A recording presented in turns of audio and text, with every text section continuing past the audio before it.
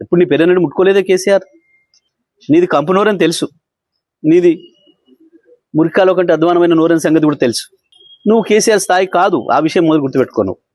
ఏదో తంతే పొరపడ్డాడన్న సామెతతోని అది నిజమైన పద్ధతుల్లో వచ్చి కాసేపటికి ఆ పదవిలో పడుండొచ్చు నువ్వు, కానీ నీది ఆ స్థాయి కాదని మరోసారి నిరూపించుకున్నావు. ముఖ్యమంత్రి స్థానాన్ని దిగదార్చే పద్ధతుల్లో ఎక్కడ మాట్లాడింది?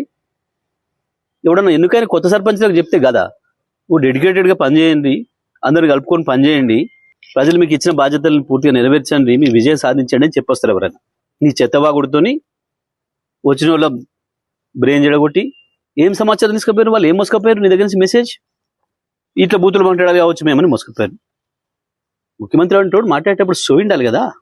ఒకటి మాత్రం వాస్తవం రేవంత్, కేసీఆర్ని ఏదో ఈ రాయి కట్టుకొని నిలబడసావు, ఆ రాయి కట్టుకొని నిలబడసావు అని మాట్లాడుతున్నావు కదా. ఒక్కటి వాస్తవం నేను చెప్తున్నా, సాధారణ ఎన్నికలు వచ్చిన మరుక్షణమే ప్రజలు నువ్వు ఎక్కడ రోడ్డు మీద కనపడ్డా తప్పకుండా బండరాలు నీకు గట్టి హుసేన్ సాగర్లోనో మూసిలోనో పడేస్తారు.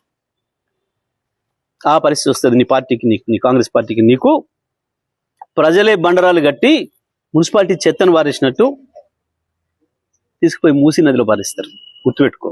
కేవలం సబ్జెక్ట్ లేక, కేసీఆర్ చెప్పిన వాటికి ఆన్సర్ చెప్పలేక, సమాధానం చెప్పలేక, దొరికిన దొంగలాగా దాని నుంచి పక్కదారి పట్టించడానికి ప్రజల్ని ఇటువంటి బూతు మాటలు ఎత్తుకుంటున్నాడు. చూడలేదా ప్రజలు? కోట్లాది మంది ప్రజలు చూసిండ్రు. ఎక్కడికక్కడ టీవీలకు అతుక్కపోయి ప్రయాణాలు చేసే వాళ్ళు కూడా సెల్ ఫోన్లలో చూసుకుంటూ పోయినారు.